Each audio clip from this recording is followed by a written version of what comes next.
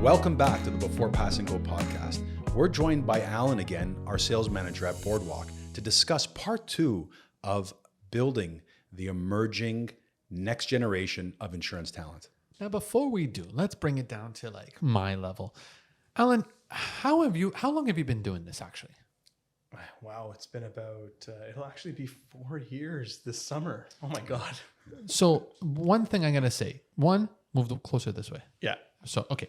Number 2, in those 4 years, were you pre-COVID actually? Did you join this pre-COVID or after COVID or during COVID? Just post-COVID, I think it was. Yeah. It was, just right after. So now in those 4 years, before we get into the whole recruiting, because see, essentially you had to basically work your rankings up. What did you do that was pivotal in your growth here at Boardwalk? I think I came into this with a blank slate. I don't think I had any history with insurance other than like every consumer. I just paid for something that I never used, knock on wood. But because I just was a consumer for so long, I didn't think about insurance as a protection. I didn't think about insurance in the way that Mike's explained it in the previous episode as like a relationship, a foundation to something.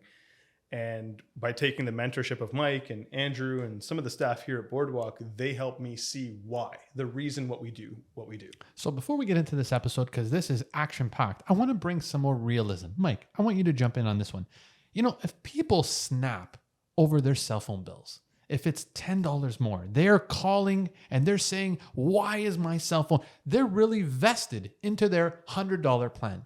But their insurance plan that could cost them tens of thousands, if not millions, depending on the scale of the business, they kind of just say, we're okay. Can you explain to me why people are not focusing their attention more on something that could change the course of their life, opposed to something that is basically the price of a coffee at Starbucks? Yeah, I think the big thing of it is kind of like the intangible benefit of what they're getting with that insurance premium. They're getting, again, that protection of their business, that peace of mind, and the requirements to fulfill certain contractual obligations. But I think what's really the big differentiating factor is kind of like personal money versus corporate money. I think when you hit someone's personal pocketbooks after tax, even, we do personal insurance as well here. Carrie Bernardo, she was on one of our episodes doing private client practice. She's dealing with people's after-tax dollars. So they're much more sensitive to that because now this is money in my personal pocketbook. Don't touch my money. Exactly. But when it's through the business, that's a business expense. And that's kind of like the cost of doing business. Insurance is one of those costs of doing business. And if you want your business to scale and grow, that's something you have to continue to invest in. So they're less sensitive there.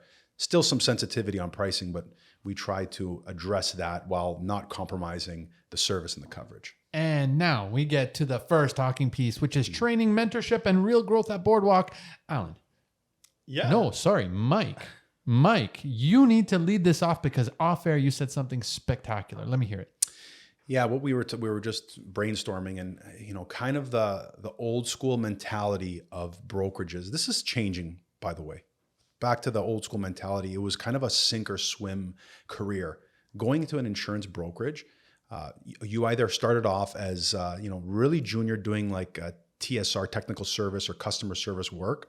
And then once you veered, if you did veer into the broker side, the production side, it was kind of like you were thrown into the mix and you were told to figure it out. You got to learn a million things. How do I build a funnel? How do I insure this type of risk? Where do I start? How do I connect with these people? Do I call them? Do I email them? What should my book of business look like in several years? It was that mentality made it very challenging for a lot of young talent to join the brokering landscape. Fast forward to 2026, and now we're here with Alan and how we're changing that at Boardwalk. Yeah, I mean, it's definitely something that hits home.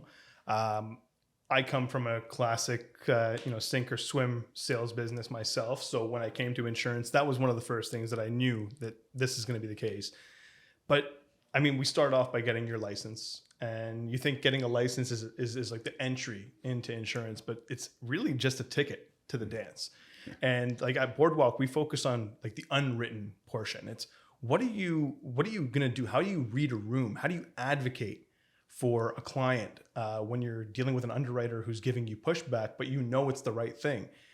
We believe that it's how do you spot gaps of coverage? How do you see these things before it comes up as a topic of conversation? And how do people learn this? Like, starting off new into the career, how do you figure that out? It's a good question. I mean, when I started, one of the first things I did is I shadowed, and I had to learn from the experts that I worked next to. And I mean, not every company will do this. Let's be real. Like you said, they drop you in and they say, figure it out. Here, it's almost like we like to hold your hand slightly. Well, I wouldn't want to say it's a real hand holding because, I mean, we don't have the time for that when you have a growing sales force. But we want you to shadow. We want to see what you're doing to give you coach back. And I am a commercial sales manager, but I still like to see myself as like what I did in my previous role. I was a sales coach, and coaching people is really how you get them to become, superstars. Yeah. So this all comes with habit and traits. Okay. And some of the top performing agents, they get that. But what about the ones that haven't built a habit yet, haven't built certain traits that they're going to excel at? Your particular position here at Boardwalk is you need to find out what their habits and traits are and make them move forward into that. So what do you do to find what they're really good at and maybe have them excel at it? I think this comes back to being able to question a lot. You can't just take something and just say, okay, I got this and I'm going to go. Asking a lot of questions to understand what you're doing first, and then asking questions to understand the needs, right? Like, questions really lead you down a path. And the more you can question, the better you're going to get results and better answers. But then when it comes to discipline and habits, like, you have to create those. And this is not something that we can create for you. That's why we look for people who participated in sporting teams, who've been high level in hospitality, for example, in retail even.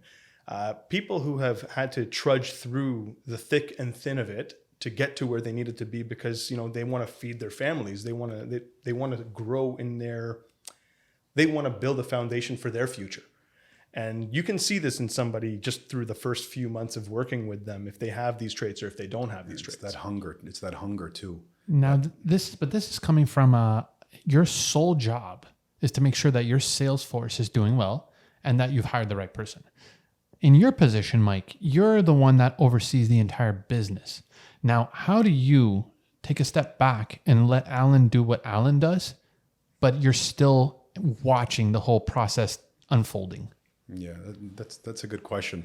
We try not to step on each other's toes as much as we can. Obviously, like Alan understands, it's a topic that's very passionate to me, being in insurance sales for so long. So, I try my best not to, step over his toes, but what we do is we have frequent meetings. We're having a monthly cadence of meetings where we're discussing kind of some of the bottlenecks in the business, some of the challenges that the team is facing, and then we brainstorm on how we can overcome these challenges. Alan will come prepared with, hey, these are the challenges we're facing. These are some solutions that I've uncovered, I think that could work, and then we brainstorm through them. So that's kind of like, I'm trying to look at the high level. How do we keep the organization growing? How do we give Alan the tools he needs to enable his sales staff, while also on the operational level and the service level, we got to maintain that service standard, because Alan's team is fulfilling the business, they're closing it, but we got to make sure that the team that's handling the service support is also delivering on that promise that we're giving to our consumers. So you're learning to delegate, and you're learning to also delegate. You're delegating your ability to, I'm not going to mother hen you. Yeah. And you're doing the exact same thing. So would you say that delegation is the number one thing to grow a business in stages? I think delegation is a piece of the puzzle. Mm-hmm. And, the delegation is one part, but once you delegate something, you have to know that you've delegated into the right hands. And I like to think of it like, my analogy that I have always said is I'm like Nick Fury in this role, and I'm trying to put together the Avengers. And, not one Avenger that you bring onto the team has the same skill set as the last. So you're trying to fill gaps with finding people that are going to be specialized in different areas. Strengths and weaknesses. Exactly. Yeah. And I mean, building those up too, like delegating it to the right person and ensuring that the person you do delegate it to, has the right systems and processes to succeed. Yeah, like I once again, I like to go back to these little Marvel analogies, but I mean, when Iron Man got brought into the Avengers, he wasn't the perfect leader, and it took time for him to see, what his flaws were and what his strengths were in order to lead a team to beat, Thanos at the end of Infinity War. So it's a really cool segue how you can see that analogy work in real life as well. So now, based on your social media accounts, there's one thing that I noticed. If people are going to want to work for Boardwalk, they're going to ask you one simple question. Do you have any real stories? Do you have any real, for example, do you have any real stories of people who made it and those who didn't? So maybe you can shed a little light on some true to life experiences that maybe our audience can relate to. I mean, yeah, I can definitely go down that road. We've had people come in with huge amounts of charisma, very strong, very passionate when they walk in the door, and it burns out. 6 months into the job, you can talk your way through a lot of things, but you're not going to talk your way out of like doing the paperwork portion of this business. So, we did build systems. We did build a beautiful BMS system or broker management system that our producers can use to make the job easier. Yep.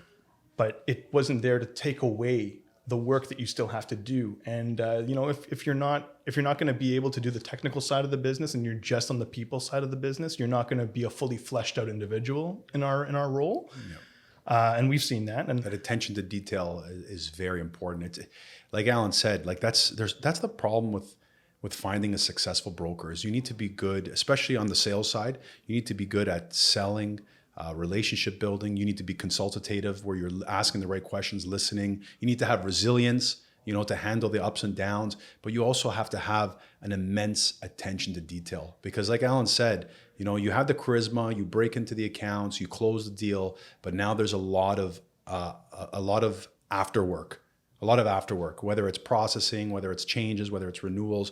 We have a great support team, but someone needs to oversee that account. And that's what a really good broker does. They're overseeing that account, and that attention to detail I've seen 9 times out of 10 really differentiates a successful broker from an unsuccessful broker. It's true. And then, I mean, on the flip side, where we've seen some really good producers come out of this, like you walk into a business like this and you're afraid to cold call. And a lot of people are terrified of doing this.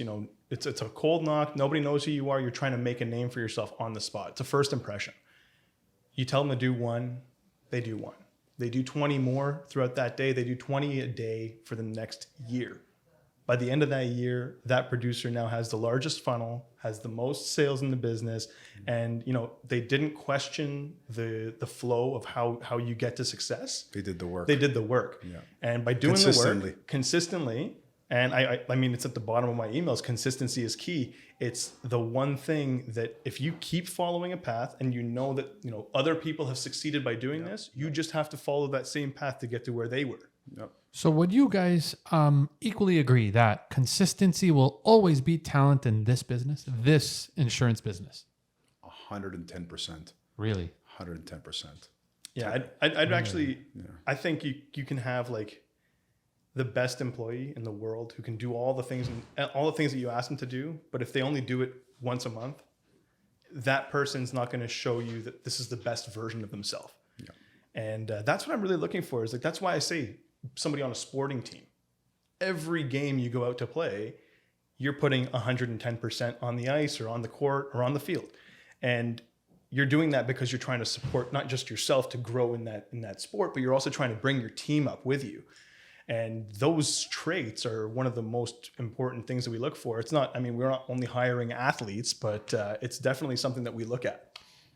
So now that we are coming towards the end of our episode, not quite, but I just want to tell you guys a certain something. Would you always say that no matter how much someone knows, you're never going to stop learning, especially in this industry? Would you agree? 110%. Yeah. I don't think I've stopped learning in 4 years since I walked through the doors of Boardwalk, and I'm learning today. I've learned during this podcast a little bit about what we do here too. Yeah. Would you say the same, Mike, that you're still learning as well? 18 years in the business, and I would say on a weekly basis, almost on a daily basis, I am still learning something new every single day. 18 years in, and that's one thing I think that really sets our business apart. Is it's amazing how much you can learn in this industry. And it keeps it exciting. Now, here's another thing that I want to say now that you're here. Since you're our top dog for getting the top agents, how have you implemented your own mindset with the ever-evolving AI? How have you also taken the Boardwalk philosophy and tried to instill that into another person looking to join our family here? How have you done AI, which is emotionless, and then taken someone's real emotions and try to blend them both in harmony? That's a great question. Thank you. When it comes to AI, we try to show them that it can be used as a tool. And that's one of the like really, really big pinnacles, or I guess pillars of Boardwalk. Yep. And it's not just, here, give me my answer, and you type it into a chat box and it spits back, here's the perfect answer that you're going to win every time with. AI is a suggestion. And what AI does is it helps you take your thoughts and put them into some sort of a table where you can choose what's the best idea, what's the worst idea, what's a different case. And I mean, a lot of people come into our jobs and they say, did I do this right? Did I do this right? And really, nobody has the answer to that. I always ask people, what could you have done differently? And when you can ask, what could you have done differently? You're just looking for more ammo to add to your arsenal when you're going out there and you're talking to clients. Mm-hmm. But I mean, at the end of the day, when we're talking about recruiting talent, you're not going to get rich quick. That's what this business is not going to do. So if you're looking for a quick, easy way to make money, insurance is not the way to go. But if you're looking to build a foundation and future equity in yourself, this is where you come. This is where you start your career, and this is where you will probably build your career. Yeah, lots of future earning potential and control of your schedule too. You control your destiny, you control your income, you control your schedule. I think it's a great career opportunity for anyone. I highly suggest it to others. And to double back on the AI, I think the simplest way to put it is we want AI to take the jobs that our producers don't want to do.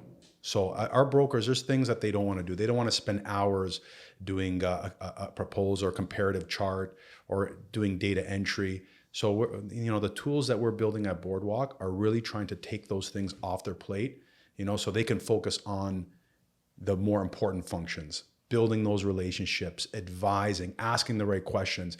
This way they're not bogged down, because historically they've been bogged down with all the back end process, getting the data in, getting it submitted, getting it transacted, getting it presented, getting it bound. There's a lot of back end work that happens that we're alleviating to give them more time back. So essentially you're taking someone's career path, and like if they're a dishwasher, you supplied them with a dishwasher. So now all they got to do is take the dirty dishes and put them into a machine, and the machine spits it out clean. Beautiful analogy. Right? Yep. Essentially what you guys are doing is you're taking someone's job, telling them that you were going to clean out all the stuff that they don't want to do, while making them focus on what the deliverables are. And that's essentially what you're trying to do, is streamline their business where they can succeed at a much quicker rate while avoiding error. Well said. Yep. That summarizes And it. that's another episode of This Is What I Do, guys. So now, most importantly, Alan, you're looking right at that camera and you're telling everyone where they can find you. Yeah, you can find me on Instagram at risk.flair. Woo! But Copyright. It's copyright. No.